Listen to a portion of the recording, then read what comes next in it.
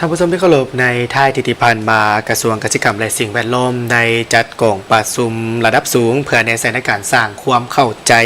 ร่วมกันของภาคส่วนที่เกี่ยวข้องเกี่ยวกับการลงทุนที่มีผลบวกต่อธรรมชาติโดยผ่านนโยบายการทดแทนชีวพันธุ์เท่าเดิม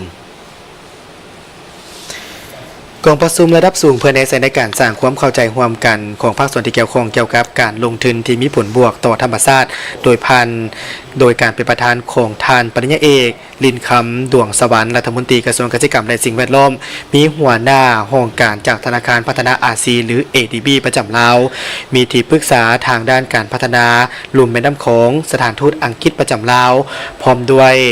ฐานห้องผู้อำนวยการสมาคมอนุรักษ์สัตว์ป่าประจำลาวและภาคส่วนที่เกี่ยวข้องเข้าร่วมกองประชุมในครั้งนี้ได้พร้อมการปรึกษาหารือทิศทางนโยบายของรัฐบาลต่อการเติบโตเศรษฐกิจสีเขียวขอริเริ่มที่สำคัญในการลงทุนและโครงการพัฒนาต่างๆที่ได้บรรลุเป้าหมายผลได้รับทดแทนชีวพันธุ์เท่าเดิมและถ้าหากมีความเป็นไปได้ในการเพิ่มชีวพันธุ์โดยนำใส่ระดับมาตรฐานในการลดผลกระทบ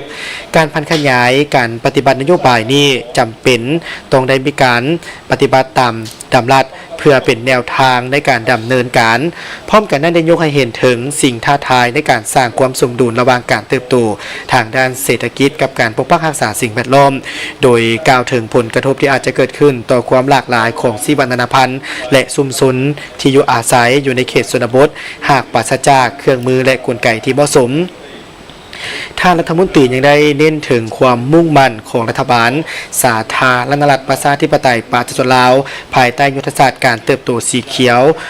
ในการนำเอาแนวทางปฏิบัติที่ดีที่สุดของสากลมานำใช้และเสริมสร้างนิติกรรมภายในประเทศเพื่อเป็นทิศชี้นำในการพัฒนาแบบยืนยงการพัฒนาขอบเวียกของการสดเสยความหลากหลายทางด้านชีวพันธุ์แห่งชาติแมนโอกาสที่สำคัญในการลดผ่อนความเสี่ยงของโครงการต่างๆโดยการรวบรวม